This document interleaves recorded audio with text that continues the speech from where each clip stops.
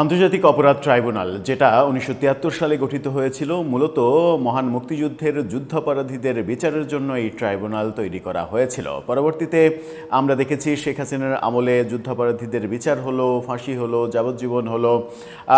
ইউনূসের আমলে সেই আসামিদের অনেকে মুক্তও হলেন, এরকম দৃশ্য দেখেছে। প্রফেসর ইউনূস সেই আন্তর্জাতিক অপরাধ ট্রাইব্যুনাল, যেটা 71-এর যুদ্ধাপরাধীদের বিচারের জন্য গঠিত হয়েছিল, সেই ট্রাইব্যুনালেই শেখ হাসিনার বিচার করার সিদ্ধান্ত নিলেন। তারপর থেকে এই ট্রাইব্যুনাল নিয়ে বহু বিতর্ক, বহু বক্তব্য আমরা বিভিন্ন জনকে দিতে দেখেছি। ট্রাইব্যুনালের চিফ প্রসিকিউটর যাকে বানানো হলো, তিনি একটা সাম্প্রদায়িক দলের নেতা। এই ব্যাপারগুলো আলোচনা হয়েছে, তার বিভিন্ন কর্মকাণ্ড, রাজসাক্ষী বানিয়ে হাজার হাজার কোটি টাকার লেনদেন, সাক্ষীদের কাছ থেকে কোটি কোটি টাকা ঘুষ লেনদেন, এরকম অভিযোগ একের পর এক আসতে থাকলো। একটা অভিযোগ তো প্রমাণিতই হয়ে গেছে প্রায়, কারণ লেনদেনের অডিও গণমাধ্যমে প্রকাশিত হয়েছে। 1 কোটি টাকা ঘুষ চাওয়া হয়েছিল শুধুমাত্র একজনের জামিন করিয়ে দেওয়ার জন্য। এরকম অডিও যখন ভাইরাল হলো, তখন আমরা দেখলাম যে বর্তমান সরকারের আমলে সেটা নিয়ে তদন্তের সিদ্ধান্ত নেওয়া হলো। কারণ ঘটনাটা ইউনূস সরকারের আমলে, বর্তমান সরকার তদন্তের সিদ্ধান্ত নিল।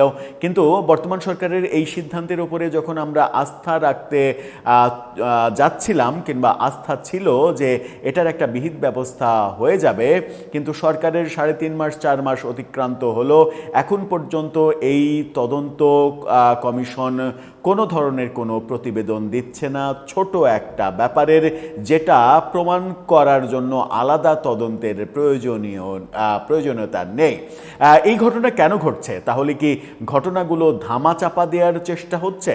প্রশ্ন উঠেছে সেটাই গণমাধ্যমে। চলুন একটু জেনে দেখি আন্তর্জাতিক অপরাধ ট্রাইব্যুনালে শেখ হাসিনা সহ অন্য নেতাদের বিচারের নামে কি হচ্ছে, ওখানে প্রসিকিউশনের সদস্যরা কি করছিলেন এর আগে, নতুন চিফ প্রসিকিউটর আসার পরেও এগুলোর তদন্ত কাজ আগাচ্ছে না কেন। থাকবেন পলিটিক্স টিভির নিয়মিত আয়োজনে।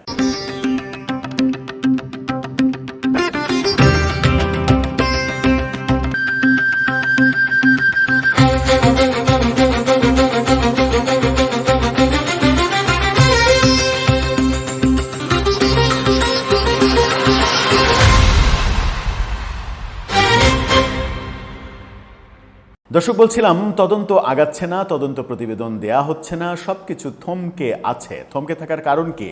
কাউকে রক্ষা করা, যে কোনোভাবে অপরাধীকে একটু বাইপাস করা, কিংবা অপরাধীকে সেই সুযোগ তৈরি করে দেয়া যে শাস্তির আওতা থেকে সে নিজেকে যেন দূরে সরিয়ে নিতে পারে। কোনো কিছুই আমাদের কাছে পরিষ্কার নয়। কিন্তু গণমাধ্যমে বড় খবর হয়েছে, প্রথম আলোর এই শিরোনামটা দেখলেই বুঝতে পারবেন।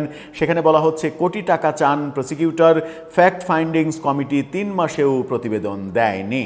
3 মাস লাগে এই ব্যাপারে, যে ব্যাপারের অডিও প্রকাশিত হয়েছে কথোপকথনের, যে 1 কোটি টাকা লাগবে, এটা বড় কাজ, 1 কোটি টাকা না দিলে হবে না, এখানে লাগবে ওখানে লাগবে। ব্যাপারটা অডিওটা যখন প্রকাশিত হয় তখন আমরাই তো একটু আশ্চর্য হয়েছিলাম যে মাত্র 1 কোটি টাকাতে তারা জামিনের কাজ করে, এদের রেট এত কম। প্রথম আলো বলছে জামিনে মুক্ত করা হবে এমন আশ্বাস দিয়ে এক আসামির স্বজনের কাছে কোটি টাকা চাওয়ার ঘটনায় গঠিত ফ্যাক্ট ফাইন্ডিংস কমিটি 3 মাসেও প্রতিবেদন দিতে পারেনি। কেন প্রতিবেদন দিতে দেরি হচ্ছে সেই সম্পর্কে বর্তমান চিফ প্রসিকিউটর কার্যালয় বলছে পারপাসলি, অর্থাৎ উদ্দেশ্যপূর্ণভাবে নয়, বিভিন্ন পরিস্থিতির কারণে প্রতিবেদন দিতে পারেনি কমিটি। সেই বিভিন্ন কারণগুলো কি কি? বিভিন্ন কারণ তো জনগণের জানার অধিকার রয়েছে।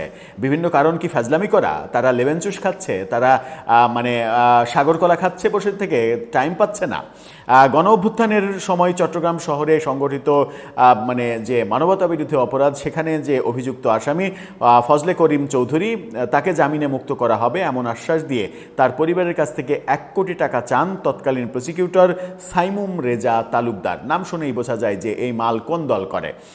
প্রথম আলো ও নেত্র নিউজে এ বিষয়ে 10 মার্চ যৌথ অনুসন্ধানী প্রতিবেদন প্রকাশ করে।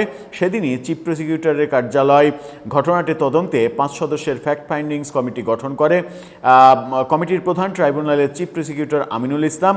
এই কমিটির অন্য সদস্যরা হলেন প্রসিকিউটর আব্দুস সোবহান তরফদার, মর্জিনা রায়হান, মোহাম্মদ জহিরুল আমিন এবং চিফ প্রসিকিউটরের কার্যালয়ের সিনিয়র আইন গবেষণা কর্মকর্তা সিফাত উল্লাহ। ফ্যাক্ট ফাইন্ডিংস কমিটির কার্যক্রম নিয়ে 8 জন চিফ প্রসিকিউটর আমিনুল ইসলামের সঙ্গে কথা বলেছে প্রথম আলো। তিনি বলেন, প্রসিকিউটর গাজী মনোয়ারুল হুসাইন তামিম ও কমিটির সদস্য সিফাতুল্লাহ পবিত্র হজ পালন করতে সৌদি আরবে গেছেন। মহান কাজ, তার জন্য দেরি করতেই হবে। তারা দেশে ফেরার পর কমিটির প্রতিবেদন সম্পর্কে জানাতে পারবেন। তবে আমিনুল ইসলাম স্বীকার করেন, প্রতিবেদন দিতে একটু সময় লাগছে। এর কারণ কি জানতে চাইলে তিনি বলেন, অন্য কোনো কারণ নাই। তাজুল সাহেব, সাবেক চিফ প্রসিকিউটর, ছিলেন একসময় দেশের বাইরে। এরপর কেউ হজ পালন করতে গেছেন। কোনো পারপাসলি বা উদ্দেশ্যপূর্ণভাবে নয়, বিভিন্ন পরিস্থিতির কারণে এটা হয়েছে। এই বক্তব্য কি গ্রহণযোগ্য? এই বক্তব্য আমার মনে হয় যে গ্রহণযোগ্য হতে পারে না। এই ছোট্ট ঘটনা যেটা আমরা দেখেছি গণমাধ্যমে অডিও প্রকাশিত হয়েছে, সেখানে প্রমাণের আর তেমন কোনো কিছু বাকি নেই। সেই ঘটনা প্রমাণ এবং সেই ঘটনার তদন্ত 3 মাসের বেশি সময় লাগছে। এটা নিয়ে সন্দেহ করার যথেষ্ট কারণ রয়েছে যে বর্তমান প্রসিকিউশন তারাও কি চাইছে না যে এই প্রসিকিউশনের কিংবা প্রসিকিউটর টিমের কারো বিরুদ্ধে কোনো কিছু প্রমাণিত হোক? তাতে কি তারা মনে করছে যে টোটাল বিচার ব্যবস্থায় বিতর্কিত হয়ে পড়বে যদি এরকমটা প্রমাণিত হয়? এই ভয়টা কি কাজ করছে? দর্শক, আপনার কাছে কি মনে হয়? তাজুল ইসলামের যে টিম, তাজুল ইসলাম সহ তাদের বিরুদ্ধে যে এত অভিযোগ, সেই অভিযোগের কোনো ধরনের কোনো ফলাফল আমরা পাবো না? আপনার মতামত জানিয়ে লিখতে পারেন আমাদের কমেন্ট বক্সে।